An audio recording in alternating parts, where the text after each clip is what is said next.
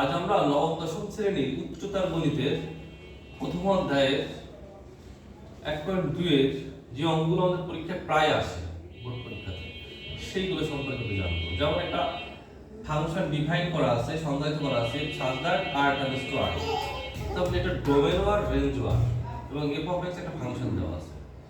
প্রথমে ক নম্বরে বলতেছে f এর ডোমেন নির্ণয় করো। যখন কোনো অঙ্কে এরকম ডোমেন নির্ণয় করতে বলবে তখন আমাদের ফাংশনটা প্রথমে বসাবো।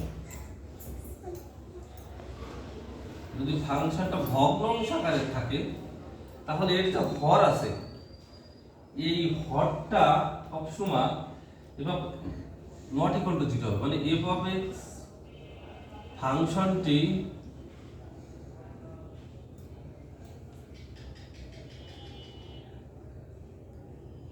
সংজ্ঞায়িত হবে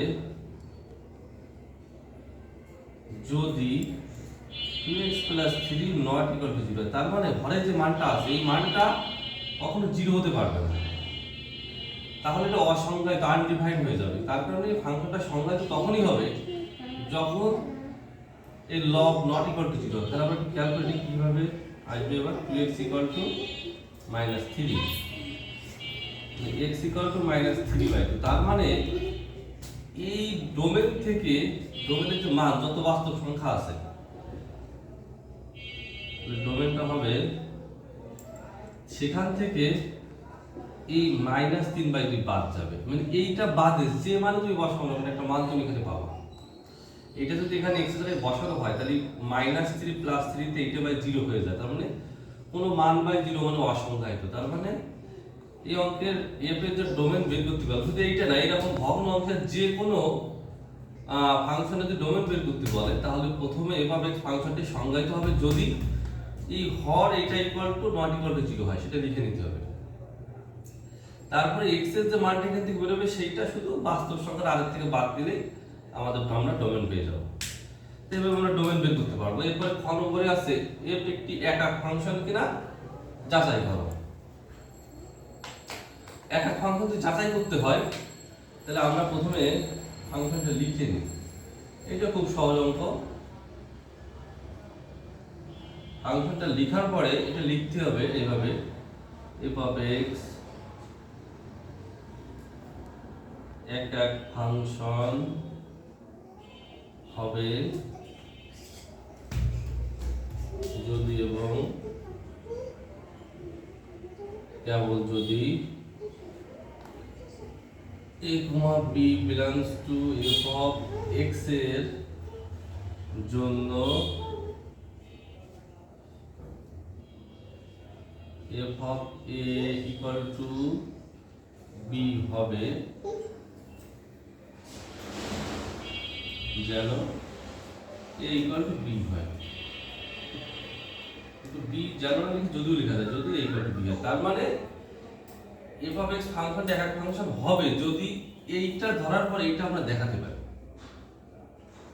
তাহলে আমরা খেয়াল করি এই দুটো সমান সমান যদি এটা প্রমাণ করতে পারি তাহলে কিন্তু ফাংশনটা একক হয়ে যাবে। তার মানে আমাদের মেইন টার্গেট এইটা ইকুয়াল টু এইটা দেখানো, এইটা ইকুয়াল টু এইটা। তার মানে আমরা f of a equal to f of b লিখলাম।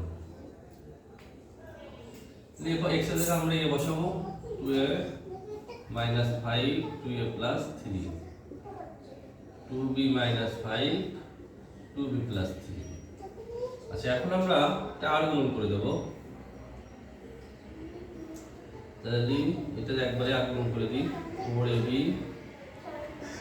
6a - 10b - 4। তারপর এটার সাথে যদি গুণ করি 4ab 6b - 10a - 15। তাহলে খেয়াল করে দেখো এইটা এটা মিল আছে বাদ গেল, এইটা এটা মিল আছে বাদ গেল। তাহলে এখন আমাদের 6 এর পাশে 6b নিয়ে আসলাম, 10b কে বেশি নিয়ে গেলাম 10b - 10। আচ্ছা, এটা না এটা এর পাশে এ নিয়ে আসবো, এটা আমাদের হয়ে গেল 6a আর এটা হচ্ছে 10।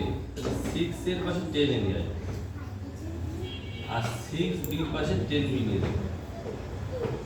তার মানে 16 এ 16 বাদ গেলে a ইকুয়াল টু b।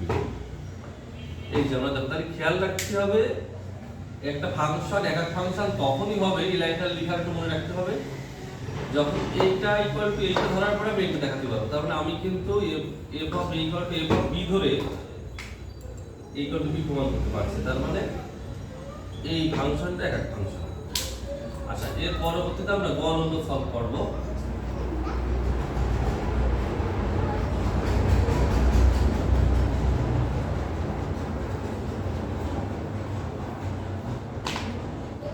গ নম্বরে f অফ একটি ওয়ান টু ফাংশন কিনা। আচ্ছা, ওয়ান টু ফাংশন করতে গেলে আগে একটা জিনিস খেয়াল করতে হবে, যেমন একটা দুটো ফাংশন, একটা x একটা y, x এর ভিতরে a b c আছে, এর ভিতরে 1 2 3 আছে। এখন এর জন্য 1, b এর জন্য 2, c এর জন্য 3 মানটা পাই, তাহলে এটা কিন্তু 1 1 এবং 1 2 দুটোই হবে। তার মানে এর ডোমেন এটা যদি ডোমেন হয় আর এটা যদি কোডোমেন হয়,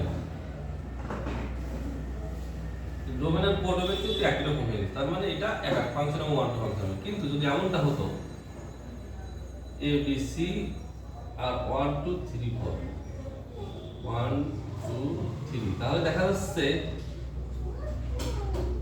এইটা কিন্তু একক হবে কিন্তু 1 2 হবে না। কারণ হচ্ছে এখানে ডোমেনে যে মান আছে কোডোমেনে তার থেকে একটা বেশি মান আছে।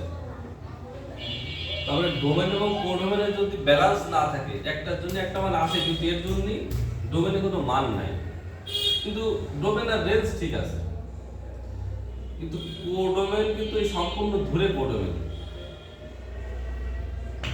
কিন্তু এইটার কোডোমেন কিন্তু আর এইটার কোডোমেন কিন্তু আলাদা। খেয়াল করে দেখো, তাহলে এইটার রেঞ্জ কিন্তু যদি আমরা করি, এটার রেঞ্জ আছে 1 2 3, কিন্তু এটার কোডোমেন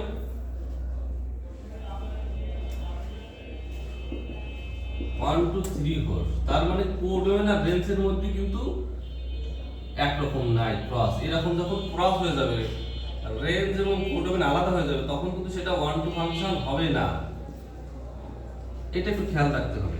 তাহলে রেঞ্জ আর কোডোমেন যদি একই না হয়, তাহলে সেই ফাংশনটা ওয়ান টু ফাংশন হবে না। তাহলে কোডোমেন আর রেঞ্জ আমরা বুঝতে পারছি কিনা? এইটা হচ্ছে রেঞ্জ, যে মানগুলো আমরা ডোমেনের জন্য পাচ্ছি, আর সবগুলো মান মিলে যে মানটা সেটা হচ্ছে কোডোমেন। এবার আমরা মেন অঙ্কে ফিরে যাই। আচ্ছা, তাহলে এর একটি ওয়ান টু ফাংশন কিনা আমরা প্রথমে এটা ধরে নেব। ধরি y equal to f of x equal to 2x minus 5 R 2x plus 3, এটা আমরা ধরে নিলাম। এখন আমরা y equal to এটা যদি আর গুণন করি 2xy plus 3y equal to 2x minus 5। আচ্ছা, 2xy এর পাশে আমরা এটা নিয়ে আসলাম, এটা কাজ করি 2x এর পাশে এটা নিয়ে যাই minus 2x, আর 3x এর পাশে 5 টা নিয়ে আসি। এখান থেকে আমরা যদি x কমান নিই 2 minus 2y equal to 3